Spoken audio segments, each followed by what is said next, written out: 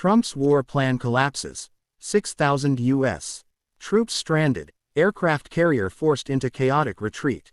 Greetings to all viewers following World Perspective News.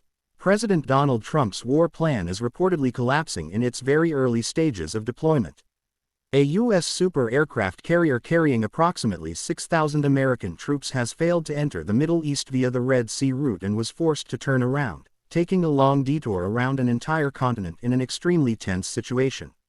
The Bab el-Mandeb chokepoint has effectively turned into a deadly trap, as anti-ship missiles, suicide drones, and explosive boats operated by Houthi forces densely cover the area, blocking all maritime routes. Every voyage is monitored, and every decision carries the risk of being struck. As Washington urgently deploys additional forces in preparation for escalation ahead of a ceasefire deadline with Iran, a shocking reality has been exposed. The entire operational plan is being disrupted and breaking down at a strategic gateway. When aircraft carriers are forced to retreat instead of advancing, the question is no longer when to strike, but whether the United States still holds strategic initiative or has already been pushed into a hunted position in a battlefield without old rules. U.S. aircraft carrier retreats. The Red Sea turns into a deadly trap. President Donald Trump's deployment strategy is being halted at the very entrance to the Middle East.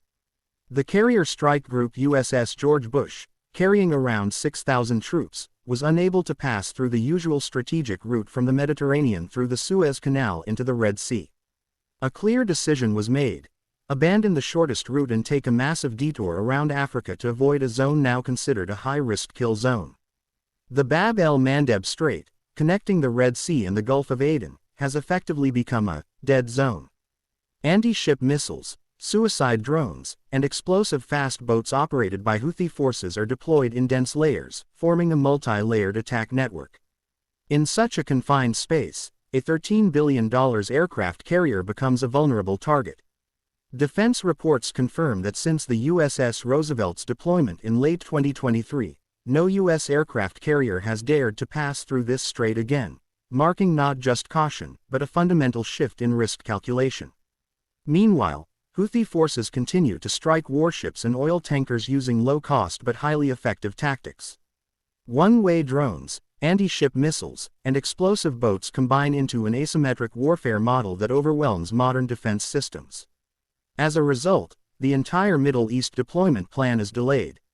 Aircraft carriers cannot arrive on schedule, and forces cannot be deployed according to timeline.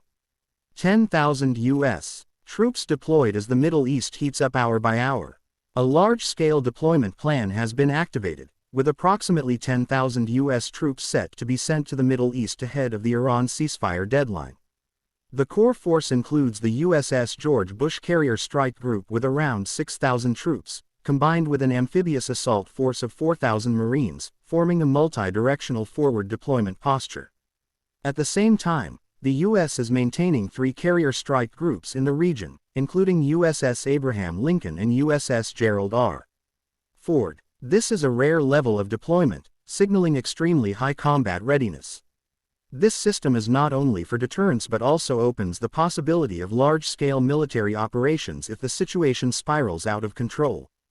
The White House has also prepared contingency war plans, including limited ground operations inside Iran targeting uranium storage sites and strategic positions near the Strait of Hormuz.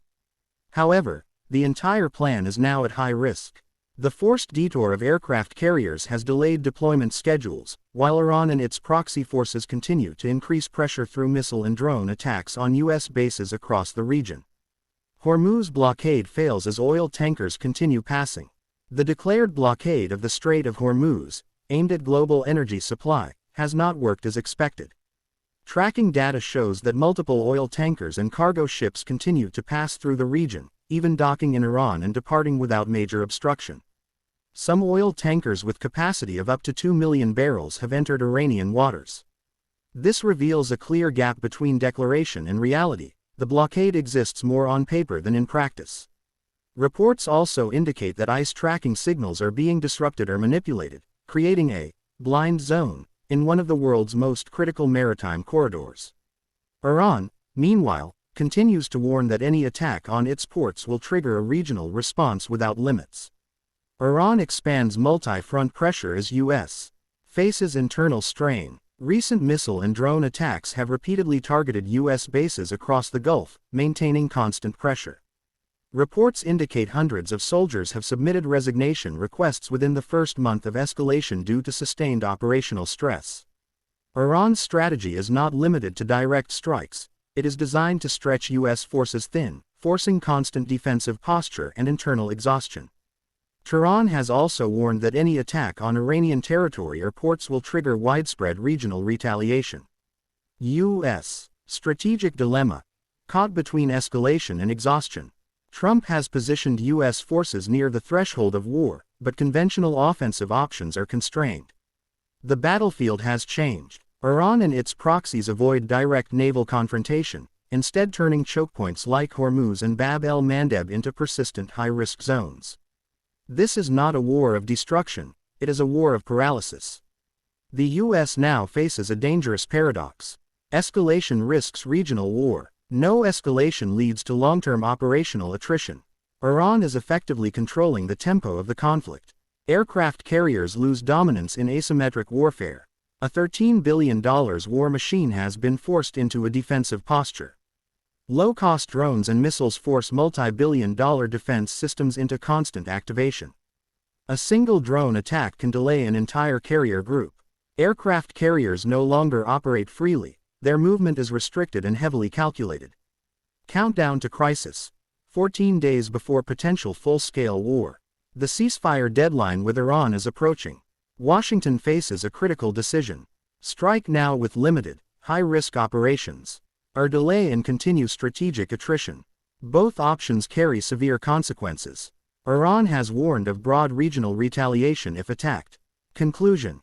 A region on the edge of collapse. The Middle East is now under extreme strategic pressure. Every decision carries chain reactions across global energy, military, and financial systems. Aircraft carriers are no longer symbols of dominance, they are contested assets in a highly asymmetric battlefield. And as tensions escalate, the world is entering a phase where no scenario offers a safe exit, only faster or slower escalation.